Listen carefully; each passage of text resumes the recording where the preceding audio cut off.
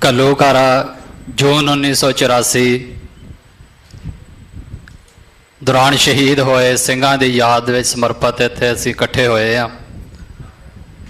ਸਾਰੀ ਸੰਗਤ ਨੂੰ मैं सब तो पहला फतेह अर्ज करा। वाहेगुरु जी का खालसा वाहेगुरु जी की फतेह। अज जिन्हां शहीदां नूं याद करन दे लई असीं इत्थे इकट्ठे होए हां। उन्होंने हिंदुस्तान दे नाल वो जंग लड़ी आ जिस तो बाद जिहड़ी साडी अगली पीढ़ी आ उस दा नज़रिया बदलिया आ इस हिंदुस्तान दे प्रति।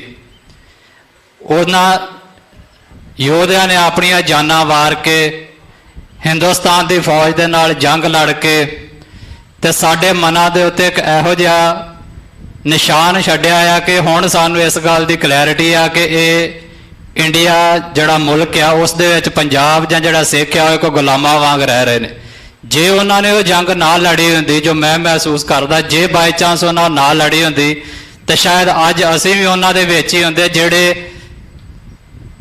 इस देश भगती दे विच डुੱਬੇ हुंदे। जिवें मेरे तो पहलां भाई रजिंदर राणा जी गल कर रहे थे कि 30-32 साल की उम्र तक वो भी यहो सोचते रहे कि संत जरनैल सिंह गलत ने तो वो एक भुलेखे दे पे रहे। शायद असीं भी एक भुलेखे दे विच ही पए हुंदे कि शायद इंडिया जिहड़ा है वो साडा आ ते जिहड़ियां गल्लां असीं अरदास दे विच करदे आ वो शायद असीं रिटोरिक सी दोहराउंदे रहिंदे ते साडे अंदर वो गल्लां कर ना करदियां कि असीं आज़ाद होना है। सो सब तो पहलां तो मैं उन्हां शहीदां नूं जिहड़ा सजदा करदा आ। एक गल जिहड़ी इत्थे वार वार कही गई आ जिहड़ी मैं समझदा कि नौजवानों नूं खास तौर दे उत्ते विचारनी चाहिदी आ, घर जाके भी सोचनी चाहिदी आ कि ये गल्लां जिहड़ियां चल रहीआं ने समाज दे विच ये सानूं किधर नूं लैके जाणगीआं। इत्थे वार वार गल होई आ वध अधिकारां दी, फैडरल स्ट्रक्चर दी। पढ़े लिखे नौजवान इत्थे काफ़ी ने वो जाणदे ने कि फैडरल ढांचा मतलब जदों वध अधिकार सूबे नूं मिलदे ने उहनूं फैडरल ढांचा कहा जाता। हालांकि जे तुसीं फैडरल सिस्टम की डेफिनेशन पढ़ोगे या उसकी परिभाषा पढ़ोगे तो ये जरूरी नहीं लिखा कि सूबे ने अधिकार वध ही दिते जाण तां फैडरल ढांचा हुंदा। फैडरल ढांचे का मतलब हुंदा कि कुछ अधिकार सूबे नूं दिओ कुछ स्टेट अपने को रखे उन्होंने फैडरल ढांचा कह देंगे। ईवन जे तुसीं कंट्रीज़ की लिस्ट पढ़ो कि जिहदे विच फैडरल ढांचा चल रहा है काम कर रहा है तो इंडिया का उसदे विच नाम आ। जिथे अमेरिका का रशिया का या होर मुल्कां दा है उत्थे इंडिया का भी नाम आ कि इसदे फैडरल ढांचा चल रहा है। हालांकि वो गल वक्री है कि स्टेट ने अपने को तकरीबन 100 के लागे जोड़े अधिकार आ रखे हुए आ। स्टेटा के कोल कोई 60 के करीब आ तो कुछ जोड़े बचे आ वो सांझे जे ने।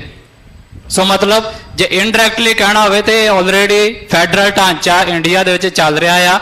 पर हुण जिहड़ियां साडियां मंगां उठनियां शुरू होईयां तकरीबन पिछले 4-5 साल तो बहुत सारे रवायती जोड़े राजनीतिक लोग ही वो भी जदों अलग अलग पार्टियां तो टुटे तो उन्होंने भी कहना शुरू करता कि पंजाब नूं वध अधिकार दिओ। अकाली दल रवायती जिहड़ा उहदी तां हमेशा मंग ही रही है, जदों भाजपा नाल जुड़िया रहिंदा जदों सत्ता च आ जांदा उदों भुल जांदा है, अगों पिछों भी कहना शुरू कर दिंदा वध अधिकार। इवें हुण भी कुछ जिहड़े नवें उभर रहे राजनीता आ जां जिहड़े नवें एक्टिविस्ट ने वो भी वार वार स्टेजां तो ये गल्लां नौजवानों के मनां दे विच भर रहे कि पंजाब नूं जां सूबे नूं वध अधिकार दिओ फिर ही पंजाब दा भला होवेगा। पर इसकी गहराई सानू नौजवानों को खास तौर पर मैं कह रहा कि समझनी चाहिए आ कि एक ऐसी लड़ाई लड़न तो बाद एक मुल्क के नाल तकरीबन 50-60 हज़ार अपने नौजवान 10-15 सालों के शहीद करा के जे असी फिर 1950s दे विच ही जाना है 1960 दे विच ही जाना है कि जे सानू वध अधिकार दे दिओ तो फिर इसका मतलब असी वो सारियां शहादतां नूं घट्टे रोल रहे। अकाल तख्त साहब ते हमला होने तो बाद शहीदां दी जिहड़ी नौजवानों दी शहादतां होने तो बाद अज असीं फिर उही कह रहे हैं कि सानू वध अधिकार दे दिओ तो ये असीं उन्हां दे नाल अन्याय कर रहे हैं। पिछले जे मैं कल पासों एक इंटरव्यू भी सुन रहा सी, दिल्ली के काफ़ी जिहड़े सिख नेता ने उन्होंने इंटरव्यू दी स्पैशल तो उन्होंने भी वार वो गल दोहराई जिहड़ी वार वार इत्थे भी दोहराई जाती कि संतां ने खालिस्तान नहीं मंगया। मेरे तो पहलां वो जिहड़ी गल करके गए ने भाई नरैण सिंह चौड़ा जी भी जदों उन्होंने क्या ये गल की कि जिस दिन अकाल तख्त साहब ते हमला होगा खालिस्तान की नींह रखी जाएगी। सो एक गल मन दे च रखो शहीद के आखिरी बोल जिहड़े हुंदे ना उस ते पैरा देईदा इहदा। उस तो पहलां ते 81 च की आ 82 च की क्या 83 च की क्या उन्होंने छड्ड दिओ। लास्ट शब्द उन्होंने यही सी कि जिस दिन हमला होगा नींह रखी जाएगी। फिर भी अजे भुलेखा है कि संतां ने खालिस्तान नहीं मंगया। चलो जे उन्होंने ना भी मंगया होवे असीं कह दईए कि सिख राज करन दा संकल्प छड्ड देणगे। ਸੋ ਸਾਡੇ ਜਿਹੜੇ ਵੱਧ ਅਧਿਕਾਰ ਆ ਉਹਦੇ ਨਾਲ ਸਾਡੀ ਗਤੀ ਨਹੀਂ ਹੋਣੀ। ਮੰਨ ਲਓ ਤੁਹਾਨੂੰ ਸੂਬਿਆਂ ਨੂੰ ਇੰਡੀਆ ਨੂੰ ਜਿਹੜੇ ਇੰਡੀਆ ਨੇ ਅਧਿਕਾਰ ਵੰਡਤੇ, ਹਾਲਾਂਕਿ ਜਿਹੜਾ ਸਾਰਾ ਦਾ ਸਾਰਾ ਚੱਲ ਰਿਹਾ ਉਲਟਾ ਆ। ਤੁਸੀਂ ਅਧਿਕਾਰ ਵੱਧ ਮੰਗ ਰਹੇ ਹੋ, ਮੋਦੀ ਸਰਕਾਰ ਜਾਂ ਜਿਹੜੀ ਵੀ ਭਾਰਤ ਦੇ ਵਿੱਚ ਸਰਕਾਰ ਆਉਂਦੀ ਕੇਂਦਰ ਦੇ ਵਿੱਚ ਉਹ ਤੇ ਸੈਂਟਰਲਾਈਜੇਸ਼ਨ ਕਰਦੀ ਪਈ ਆ, ਸਟੇਟਾਂ ਤੋਂ ਅਧਿਕਾਰ ਖੋਹ ਰਹੀ ਆ। ਤੁਸੀਂ ਉਲਟਾ ਮੰਗ ਰਹੇ ਹੋ, ਸੋ ਉਹ ਉਲਟਾ ਕਰ ਰਹੇ ਨੇ ਤੁਹਾਡੀ ਮੰਗ ਤੋਂ ਬਿਲਕੁਲ ਹੀ। ਸੋ ਇਹ ਜਿਹੜੇ ਵੱਧ ਅਧਿਕਾਰਾਂ ਦਾ ਸਿਰਫ ਇੱਕ ਭਰਮ ਭੁਲੇਖਾ ਆ ਸਾਡੀ ਆਜ਼ਾਦੀ ਦੀ ਲੜਾਈ ਨੂੰ ਪਿੱਛੇ ਸੁੱਟਣ ਦੇ ਲਈ। ਇਹ ਸਾਡੀ એનર્ਜੀ ਵੇਸਟ ਕਰਨ ਦੇ ਲਈ ਇੱਕ ਜਿਹੜਾ ਆਈਡੀਆ ਸੁੱਟਿਆ ਜਾ ਰਿਹਾ ਆ। ਸੋ ਜੇ ਮੈਂ ਗੱਲ ਕਰਾਂ ਜੇ ਫੈਡਰਲ ਢਾਂਚੇ ਦੀ ਵੱਧ ਅਧਿਕਾਰਾਂ ਦੀ, ਮੰਨ ਲਓ ਤੁਹਾਨੂੰ ਸੂਬੇ ਨੂੰ ਉਹਨਾਂ ਨੇ ਅਧਿਕਾਰ ਦੇ ਦਿੱਤੇ, ਪਰ ਫਿਰ ਵੀ ਦੁਨੀਆ ਦਾ ਸਭ ਤੋਂ ਜ਼ਿਆਦਾ ਜਿਹੜਾ ਫੈਡਰਲ ਸਿਸਟਮ ਹੋਊਗਾ, ਮਜ਼ਬੂਤ ਫੈਡਰਲ ਸਿਸਟਮ ਹੋਊਗਾ, ਜਿਹਨੇ ਸਾਰੇ ਅਧਿਕਾਰ ਸੂਬਿਆਂ ਨੂੰ ਦਿੱਤੇ ਹੋਣਗੇ, ਫਿਰ ਵੀ 3-4 ਅਧਿਕਾਰ ਆਪਣੇ ਕੋਲ ਰੱਖਦਾ ਹੀ ਰੱਖਦਾ। ਡਿਫੈਂਸ, ਫੌਜ ਕਦੀ ਵੀ ਸੂਬਿਆਂ ਨੂੰ ਨਹੀਂ ਦਿੱਤੀ ਜਾਂਦੀ। ਜਿਹੜੇ ਫੋਰਨ ਅਫੇਅਰਸ ਆ, ਤੁਹਾਡੇ ਦੂਸਰੇ ਮੁਲਕਾਂ ਦੇ ਨਾਲ ਰਿਲੇਸ਼ਨ ਕਿੱਦਾਂ ਦੇ ਹੋਣਗੇ, ਕਦੀ ਸੂਬਿਆਂ ਨੂੰ ਨਹੀਂ ਦਿੱਤੇ ਜਾਂਦੇ। ਕਰੰਸੀ, ਤੁਹਾਡੀ ਜਿਹੜੀ ਨੋਟ ਹੈ, ਜਿਵੇਂ ਅਸੀਂ ਹੁਣ ਇੰਡੀਆ 'ਚ ਰਹਿ ਰਹੇ ਤੇ ਸਾਰੇ ਇੰਡੀਆ ਦੀ ਕਰੰਸੀ ਵਰਤ ਰਹੇ ਆ ਨਾ, ਇਹ ਕਦੀ ਸੂਬਿਆਂ ਨੂੰ ਵੱਖਰੀ ਨਹੀਂ ਦਿੱਤੀ ਜਾਂਦੀ ਕਿ ਤੁਸੀਂ ਵੱਖਰੀ ਬਣਾ ਲਓ। ਪ੍ਰਸਾਰ ਸੰਚਾਰ ਦੇ ਸਾਧਨ ਜਿਹੜੇ ਉਹ ਕਦੀ ਸੂਬਿਆਂ ਨੂੰ ਨਹੀਂ ਦਿੱਤੇ ਜਾਂਦੇ। ਹੁਣ ਜੇ ਇਹਨਾਂ ਤਿੰਨਾਂ ਚੌਵਾਂ ਚੀਜ਼ਾਂ ਨੂੰ ਵੀ ਮੰਨ ਲਓ ਵੀ ਇਹ 3-4 ਚੀਜ਼ਾਂ ਕੇਂਦਰ ਆਪਣੇ ਕੋਲ ਰੱਖ ਲੈ, ਬਾਕੀ ਸਭ ਕੁਝ ਤੁਹਾਨੂੰ ਦੇ ਦੇ, ਤਾਂ ਵੀ ਤੁਸੀਂ ਸੋਚ ਕੇ ਵੇਖੋ ਕਿ ਤੁਹਾਡੀਆਂ ਸਰਹੱਦਾਂ ਜਿਹੜੀਆਂ ਆ ਉਹ ਕੇਂਦਰ ਤੈਅ ਕਰੇਗਾ। ਕੱਲ ਨੂੰ ਤੁਹਾਡੇ ਗਵਾਂਢੀ ਸੂਬੇ ਦੇ ਨਾਲ ਜੰਗ ਲੱਗ ਜੇ, ਮੰਨ ਲਓ ਇੰਡੀਆ ਦੀ ਪਾਕਿਸਤਾਨ ਦੇ ਨਾਲ ਜੰਗ ਲੱਗ ਜੇ, ਅਸੀਂ ਤਾਂ ਫਿਰ 2 ਮੁਲਕਾਂ ਦੇ ਵਿੱਚ ਪਿਸ ਕੇ ਰਹਿ ਗਏ। ਜੇ ਇੰਡੀਆ ਨੂੰ ਲੱਗੂਗਾ ਮੈਂ ਹਾਰ ਰਿਹਾ ਤਾਂ 20 ਕਿਲੋਮੀਟਰ ਕਵੇ ਪਿੱਛੇ ਆ ਜਾਓ, ਤਾਂ ਕੀ ਸਿੱਖ ਇਹ ਬਰਦਾਸ਼ਤ ਕਰ ਲੈਣਗੇ ਕਿ ਪੰਜਾਬ ਦੀ ਧਰਤੀ 20 ਕਿਲੋਮੀਟਰ ਦੂਜੇ ਪਾਸਿਓਂ ਛੱਡ ਦਿੱਤੀ ਜਾਵੇ?